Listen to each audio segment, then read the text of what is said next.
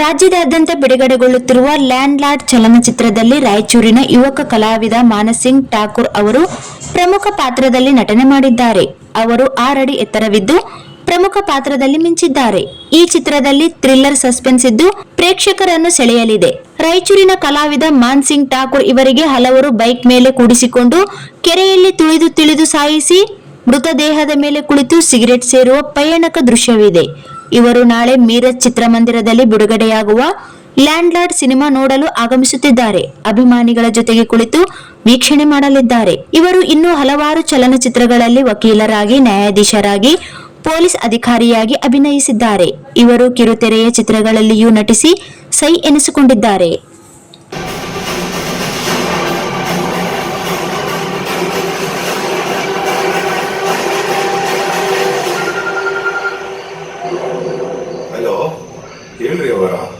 ನೋಡ, ಒಂದು ಮುಖ್ಯವಾದ ವಿಚಾರ ಹೇಳ್ಬೇಕಾಗಿತ್ತ.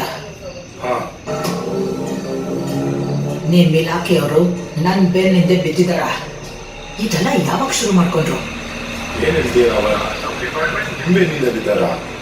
ಏ, ಸುಮ್ನೆ ನೀನು ಫೋನ್ ಮಾಡೋದಕ್ಕ ನನಗೆ ತಲೆ ಕೆಟ್ಟೈತೇನೋ.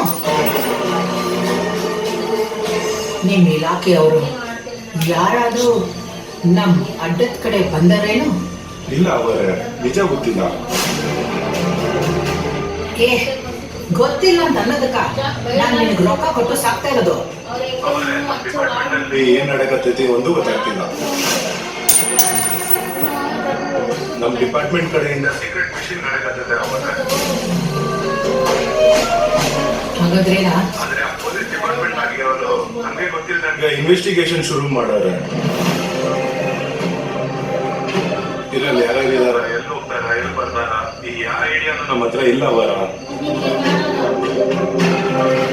ಸರಿ, ನಾನೊಂದು ನಂಬರ್ ಕಳಿಸ್ತೀನಿ. ಆ ನಂಬರಲ್ಲಿರೋ ಫೋನು ಎಲ್ಲಿದೆ ಅಂತ ನನಗೆ ತಿಳ್ಕೊಂಡು ಹೇಳ್ರಿ ಅವರ.